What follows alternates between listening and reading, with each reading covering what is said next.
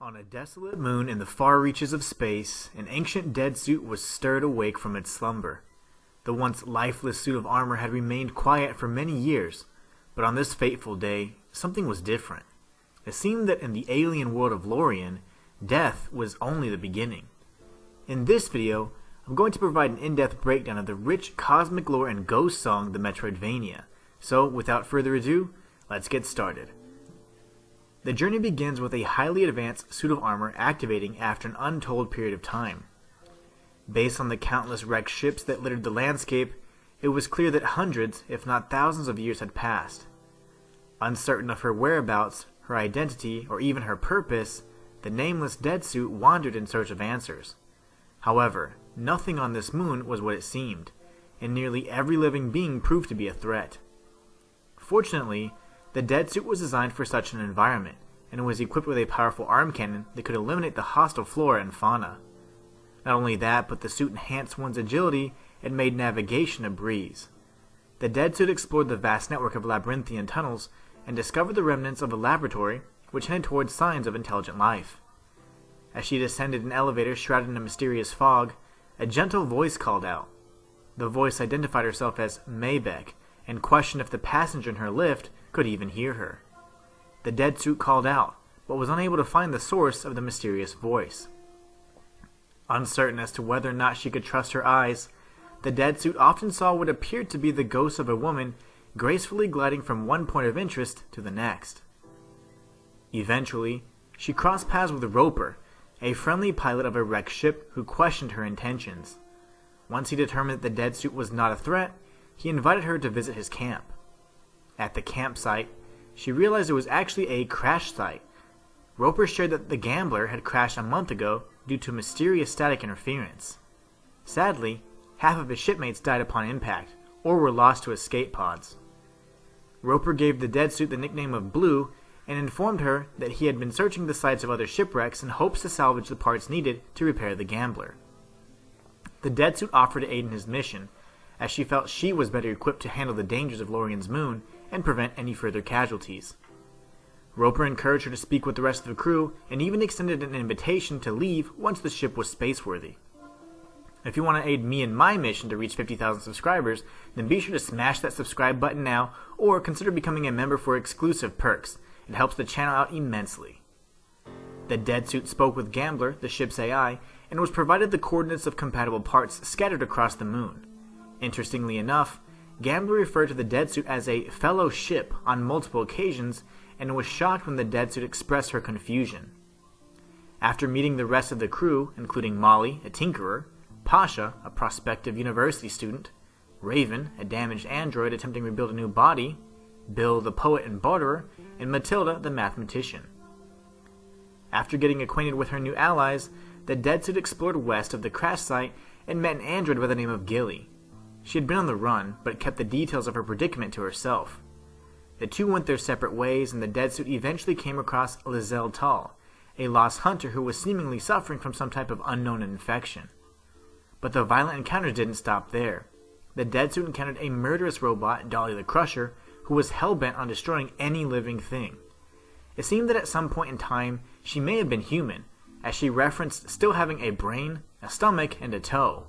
After an intense battle, Dolly was defeated, and from her broken form, a strange growth sprouted from inside, firmly planting her in her final resting place. In the tunnels of Huddle Drop, the dead suit met a friendly adventurer by the name of Lua. She was on a mission to find her Fusock, an expression in her native language that referred to one's personal journey. She offered some chew, but the dead suit politely declined and went on her way. After all, she was still in search of the 5 critical parts needed to repair the Gambler. As she went deeper into the sprawling tunnels, the dead suit crossed paths with Kika the poet, another infected being whose sanity was long gone. After a grotesque transformation, Kika was laid to rest. Fortunately, she carried the boost boots that would allow the dead suit to perform a double jump and reach previously inaccessible areas. This upgrade would prove invaluable in her search for the necessary ship parts buried deep below Lorien's surface. It wasn't long before she procured the first ship part and returned to the Gambler and its crew. As she provided Roper the component, she expressed how sleepy she was and asked to rest. Instead of taking a tent, she simply deactivated and drifted off to sleep right where she stood. When she came to, a new day had come and she was greeted by Pasha. Being the inquisitive young girl she was, Pasha asked to see the dead suit's face and meet who was inside the suit, but the dead suit politely declined, uncertain of what, if anything, was underneath the ancient set of armor. She continued on her way and spoke to the other crewmates. Matilda in particular took an interest in the dead suit's identity, and most importantly, the static field that had caused their ship to crash. Her primary concern was learning as much as possible about it, so that the gambler would have safe passage once it was ready to take flight. The dead suit met an intriguing drifter who visited the campsite regularly to partake in Bill's mushroom stew. He mentioned that Lorien, the poor broken moon, was his homeworld, and introduced himself as Saymond now and Jessica in the past, an indifferent stranger, a doting brother, and a revolutionary. He goes on to say he is a tatter, a mossy iron anchor, and a third of a soul. Keep this in mind for later, as this introduction hints at some major revelations later in Blue's journey. The dead suit continued her search for the remaining parts and encountered a mysterious robot who deactivated her when she confronted him. Although she sought out answers, she stuck to the task at hand. On her way to the next ship part, she obtained a set of ankle spikes that allowed her to further enhance her acrobatics and jump from wall to wall. As she descended further into the depths of the moon, she met Mutt, a retired hunter who wanted nothing more than to communicate with the Roslok, the bug-like creatures that inhabited the moon's tunnels. Mutt mentioned that as he descended further, some unknown force seemed to creep inside his mind, hinting towards his loosening grip on his sanity. Just a short distance away, Saymond was regarding the handiwork of the bugs. He confirmed the existence of the Roslok and revealed that the bugs had been sent from deep space to kill him and his brother Construct, in order to end the rebellion. It only took hours for the larval forms of the Roslok to mature into vicious creatures that infested everything in sight. Death wasn't the end for their victims. Instead, the bodies of the deceased would turn into horrific monsters. The survivors tried to flee towards the mountains, but their efforts proved futile in the end. The Roslok completely decimated the population and destroyed the world in the process. Many years after the extinction level event, Saymond and Construct began to fight back and contain the Roslok so that they could continue their research, which would remain a mystery for now. The dead suit located the second part, returned to the surface, and took a well-deserved nap. When she awakened, she spoke with Pasha, who was struggling with the recent loss of her sister Charlie. Sadly, she died when her escape pod crash-landed on Lorien. The dead suit gave her condolences and headed towards the mountains. There she found Gilly, who shared that she was a fugitive running from a wealthy family known as the Devonians. Initially, she was designed with the sole purpose of caring for the elderly Mr. Devonian. For years, she carried out her duties diligently without fail.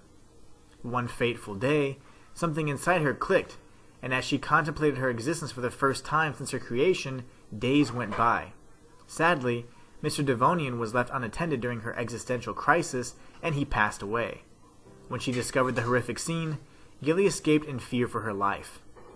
Hector, a fellow employee of the Devonians, vowed to capture her and see to Gilly's punishment.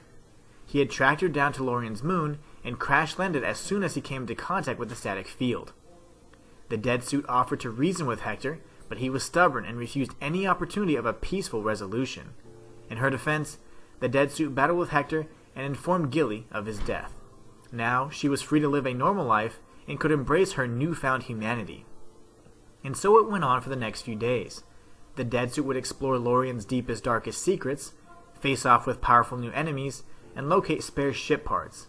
As each day passed, the dead suit became more comfortable in her identity and her purpose. She certainly didn't have all the answers, but she knew that she had friends in the gambler's crew, and that she would do anything to help them escape Lorien and its mysterious static field.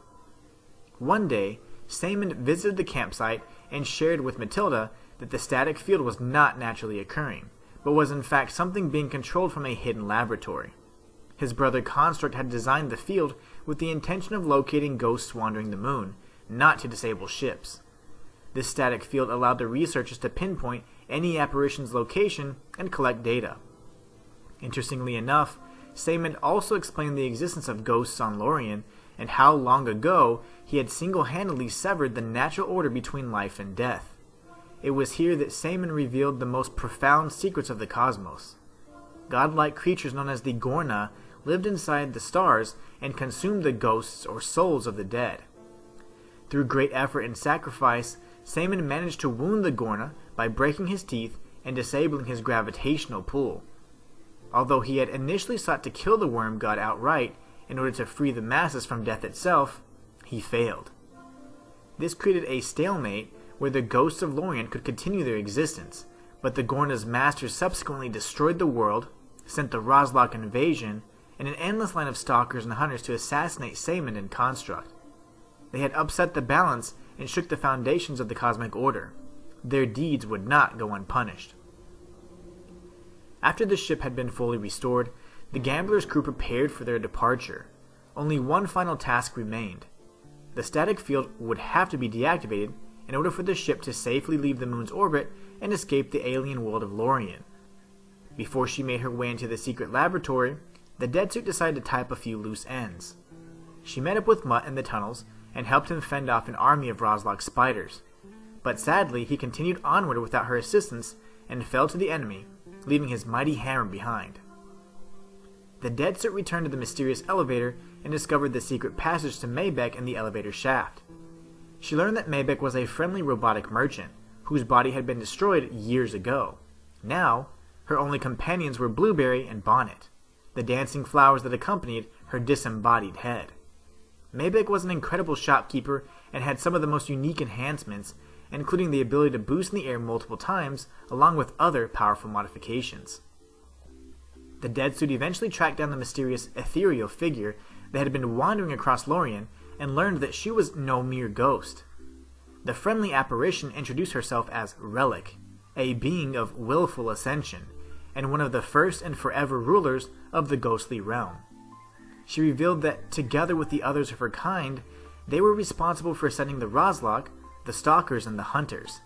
They had not instigated the conflict. In fact, their reaction was a necessary response to destroy Lorien and return the balance that Saman had disrupted with his cut machine.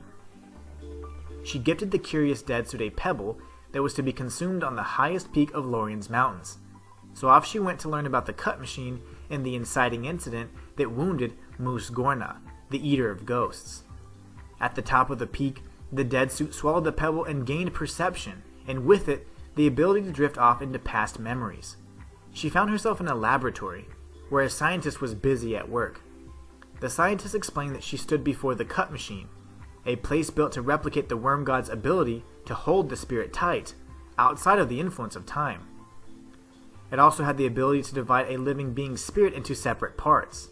In fact, this scientist was none other than Jeziko's assistant, and under his instruction, she had divided his soul into 3 parts: Saman, Construct, and the Ghost.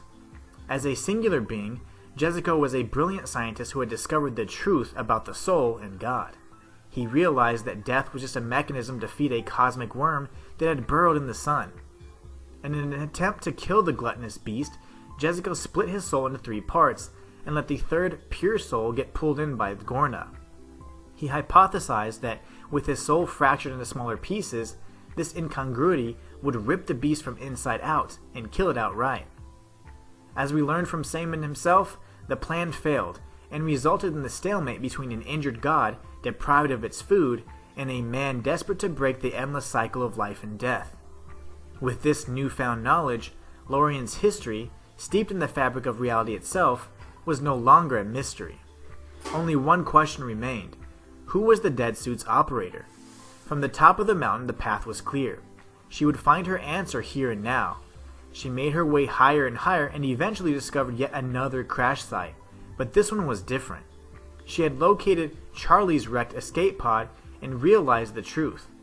The deadsuit wasn't simply an alien warrior in an ancient suit of armor. The deadsuit was in fact a ship whose pilot was none other than the late Charlie herself, Pasha's older sister. When the gambler's systems failed upon making contact with the static field, Charlie's escape pod ejected and crashed, killing her in the process. Due to Saman's attack against the Gorna, death on Lorien functioned differently. Ghosts who were able to maintain their consciousness were free to pursue their own desires and carry out their will. It was Charlie's love for her sister and crew that pushed her to find them in her afterlife and aid them in her return home. With this final revelation, she visited the gambler's crash site one final time and attempted to share her true identity with Pasha. Unable to articulate the reality-fracturing knowledge she had obtained in her journey to her younger sister, the dead suit, or Charlie, headed to the secret laboratory to meet with Construct and request that he temporarily deactivate the static field. On her way there, she met with Saymond, who opened the doors and bid her farewell. She faced off with the big bot and proved herself worthy. After clearing the threshold, she approached the ever-calculative Construct and was deactivated repeatedly. She attempted to plead with him so that he would hear reason, but each time he grew more and more violent. In the end, Construct severely damaged the dead suit and discarded her like scrap metal. Pasha, eager to find her new friend and leave the moon, found her body and begged her to return to the gambler. The static field was down, so their window of opportunity was incredibly small. They had to act now. However, the damage the dead suit had suffered was too great, and she apologized to Pasha for leaving her for so long. Confused, the young girl just sat idly by and watched as the dead suit powered down for the last time. And that's all for this video. If you enjoyed it, please be sure to subscribe and comment Relic down below. And until next time, it's the Inhuman One signing out.